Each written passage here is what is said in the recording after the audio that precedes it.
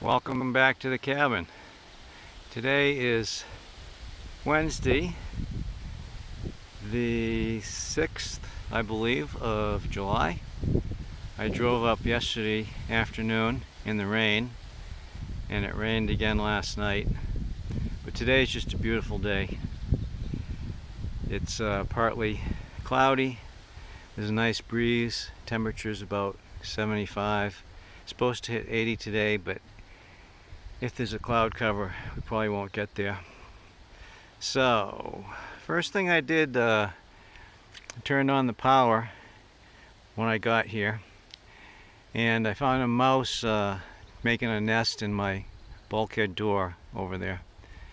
So I got rid of him, turned the power on, and today, first job is to pump some water from the well, which I'm doing right now. The blue tarp there is to keep any critters from falling into the well, which happened to me a couple years ago. And if we spin around here, the hose is going up into the first water tank there.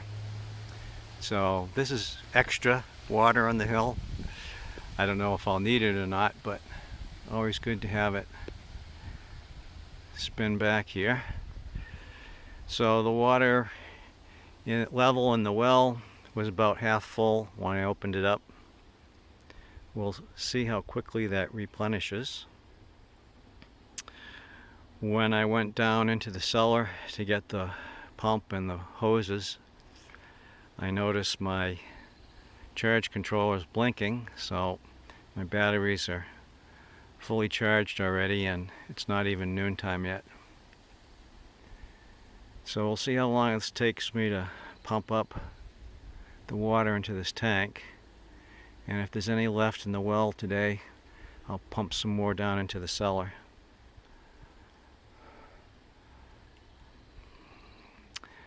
One of the things I'd like to do this week, if the weather permits, is to put another coat of stain on the back of the house and possibly the east side where the kitchen is to protect the wood. The north side and the west side already have mold marks on it, so I've got to scrub that off this summer and apply more stain to those sides as well. But the south and the east side are clean right now, so I should be able just to stain them with a brush. I started the wiring for my cellar lights today. This is going to be the one on the east side. It's going to be 2 lights. And then we're going to run to a junction box here. And then down there it's going to be the second light. And from the junction box it runs over to the wall up to the DC switches. And I'll have one switch just for the cellar to turn on both lights. Tomorrow we'll connect the fixtures and splice the wires in the junction box there. So I got all the wires hooked up down in the basement here for these 2 lights. I got the bulbs in, fixtures in, and my junction box here, I just need a cover for it. Cover those wires. So now all I have to do is hook up the wire to the DC switch, and we should have light down here. Alright, I just wired up the lights to the cellar, to the switches, or to the switch, and turn that switch on, and naturally the power was off when I was working on it. So I'm down cellar here. Let's give this a test. Throw the main breaker, and we have lights. Success. We have lights in the cellar. Woo!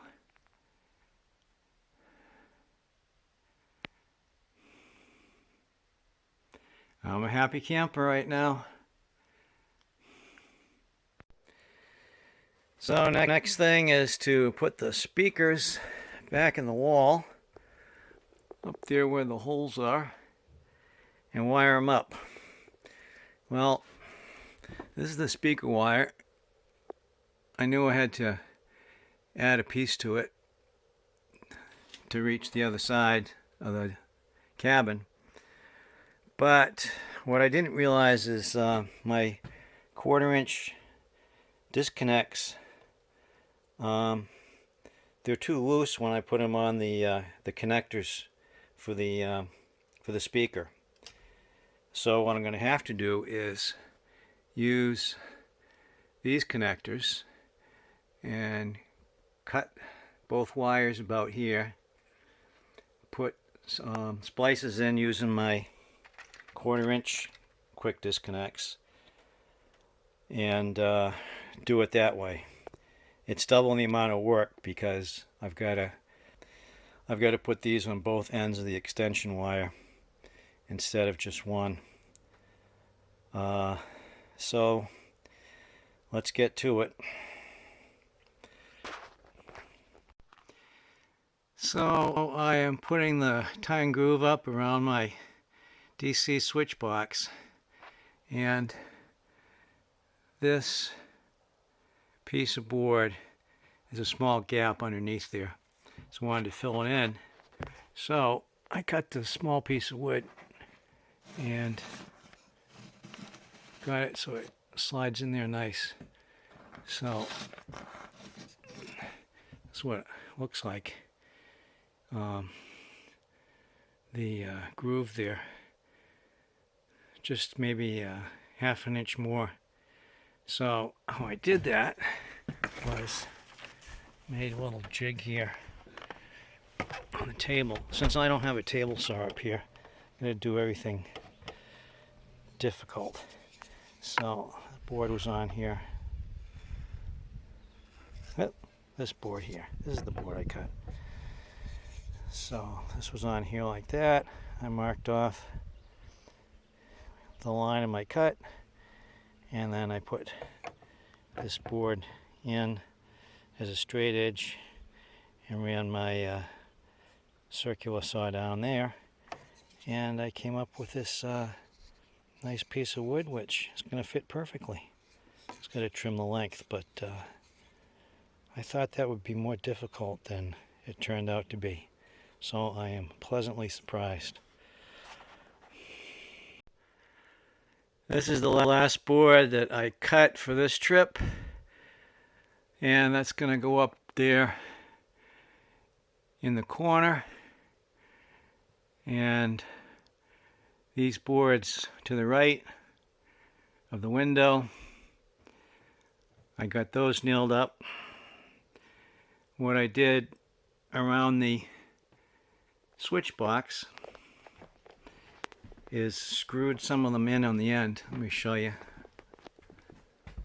So I got this board, this one, this one, this one, and this one. What's that, 5 boards? I've got screwed in on each end, so I can remove them if I have to have access to behind the panel. I mean, inside the panel, I just take the screws off, obviously. And these screws will get hidden by the door trim. So it was an idea I tried, and seemed to work out pretty good. Sorry about the lighting here. That window in there keeps throwing the lighting off. But yeah, so this north west wall is going to be almost done today. At least the first floor. Haven't even thought about the ceilings yet, up under the rafters. Yeah, so it looks good. Glad I picked up those sawhorses. Made life a lot easier. That's the final product on that wall for this trip. And I tried to clean the place up a little bit. Got some family coming up next weekend. So put stuff away, put stuff up in the lofts that I didn't need. Let me just spin around here. Show you the kitchen end. Wood stove there on the right side, and the bathroom to the right of the kitchen. So that's going to do it for this trip. Thanks for watching. Please hit the like button if you enjoyed this video, and please subscribe to the channel. We'll see you next time. Bye for now.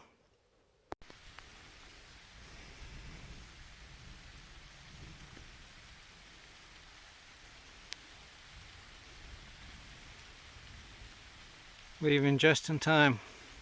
Storm's coming in.